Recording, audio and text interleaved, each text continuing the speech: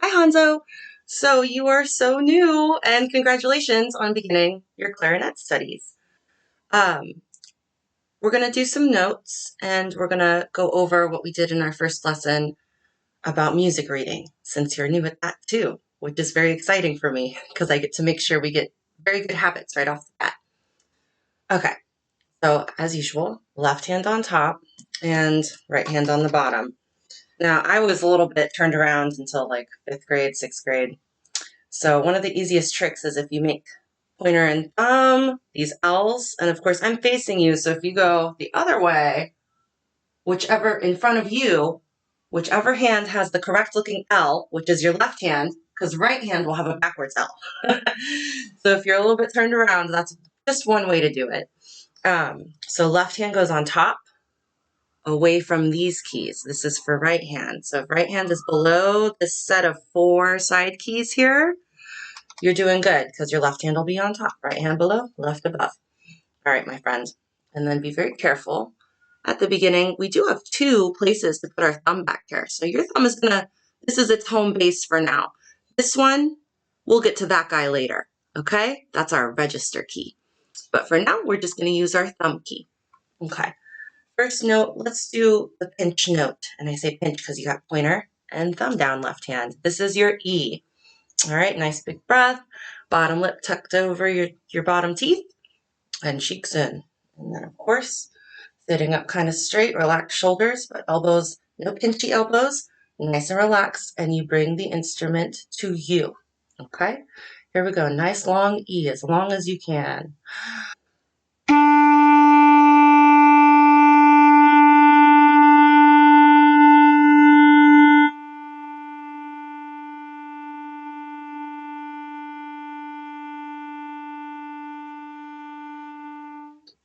Cool. Make sure you always do long notes first. That's going to put air in here. We call them long tones. Let's put another finger down. This is D. And if you get a little squeaky, just wiggle your fingers so that you make sure you're covering the entirety of the hole. Okay? Here's D. Nice long note again.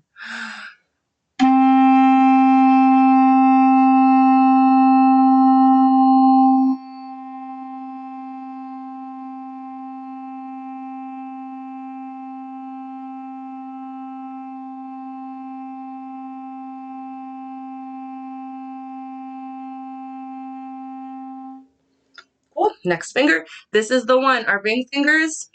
I always tell piano kids this. The ring fingers, they're the least independent out of all your fingers. They always want to go down or stay up with like pinky or middle finger because those have a little bit more strength, okay? So this is the one. If you get a squeak, just roll around, see if you can get to the hole covered. And this one, there's no key over it. It's just a hole. Here's our C and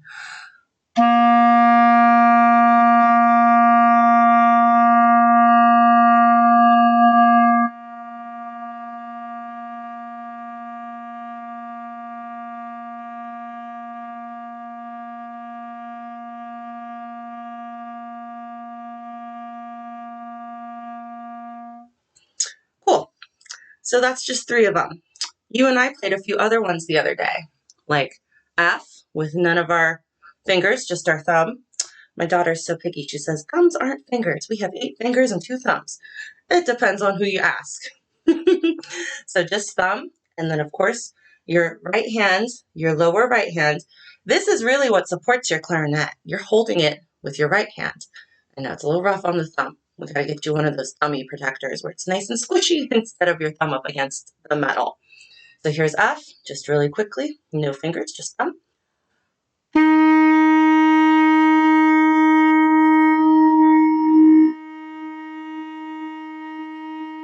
Next note, G is open. Nothing is held down, but keep left hand close so that it stays in position for when you do have to get some other notes with your fingers down.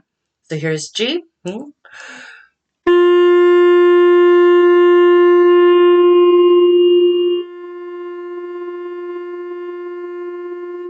Okay, if you're matching those pitches, which a pitch is a single sound in music, it's not throwing a baseball, then you're doing pretty good with producing the correct notes.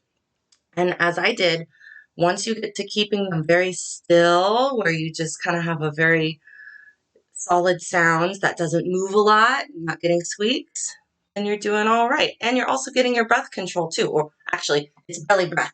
It's not huffy runner breath. But at the same time, when we breathe with wind instruments, it's kind of more like a natural breath, like when you start swimming or something and you just, you have to choose when to breathe because, you're doing strokes over the water and you got to, or you're doing the breaststroke and you're doing going up above the water. So your body kind of reverts to a natural way of breathing, kind of like when you sleep as well. Nice deep breaths, nice and even, regulated in and out. That's the kind of air we use for our wind instruments. Okay, so there's our notes. And then let's go over a little bit of what we did with our music reading. Now my book's a little different than yours, but it's the same best friend standard of excellence. This guy's going to be your best friend, but you see mine says French horn. So my notes are different, and I'll explain that later. Ronan knows a little bit about that. We have to move our notes sometimes, different instruments. We get the same letter notes, but sometimes we need a different range. Sometimes we need lower or higher.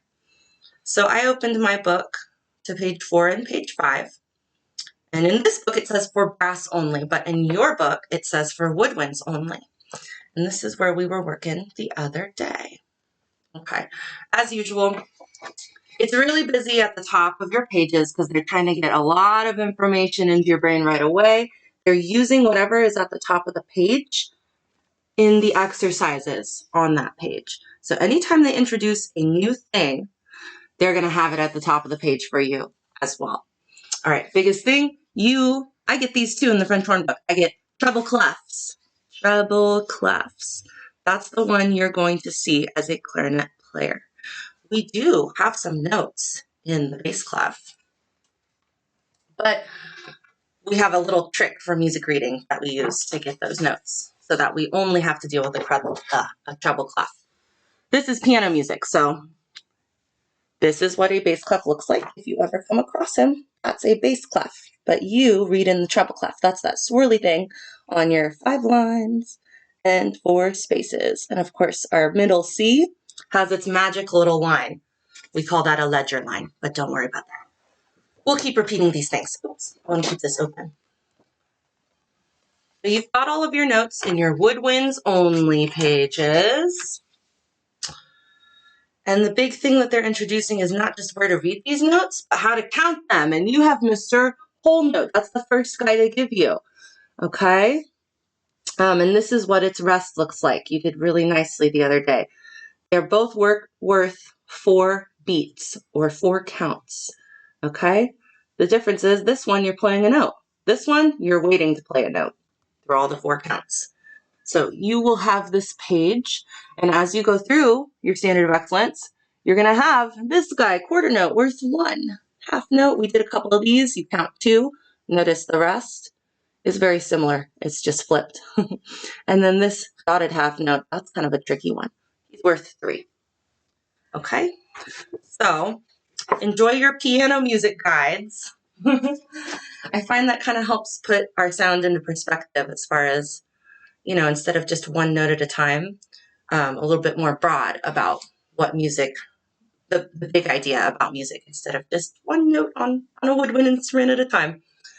So you have your first note on page 5. And I think it was E the other day. Sometimes these are a little different because, they're catering to each instrument. So your E is your pinch note. And whether or not it's E, if it's not the first note, if it's the second note, find the exercise on page 5 that says that you have E's on your bottom line of your treble clef. Okay? It's the lowest one. This is a quarter note, of course, but it's going to be on this line. See how this is between the lines? That guy's underneath the line. Anything on this line, if you have a treble clef, that's Mr. E. That's how we worked it out. Okay? So we're going to hold a whole note, and then we'll do a whole note rest, and then we'll do a whole note and a whole note rest, and we'll follow the whole pages like this. Note, rest, note, rest. I'm going to count to 4. Okay? And then we begin. That sets how fast, how slow we count. 1 and 2, 3, and E.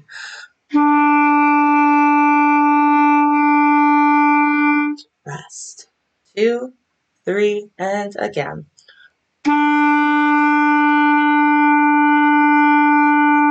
Rest.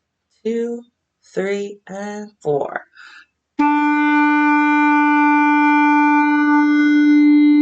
Rest. 2, 3, and 4.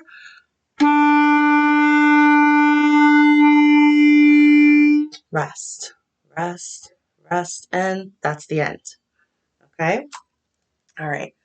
I know we have a note, and then the last thing in our last measure, every time we have one of those vertical lines separating 4 counts in this case, that's a measure. This is a whole measure, that's a whole measure. This is a whole measure. Every time a measure line happens, we start our 4 count again.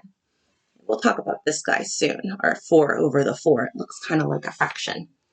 You're always going to see numbers next to your treble clef. Sometimes you'll see other things too. All right, Mr. Hanzo. Have fun producing your notes and getting used to this thing that is music reading. See you soon. Bye.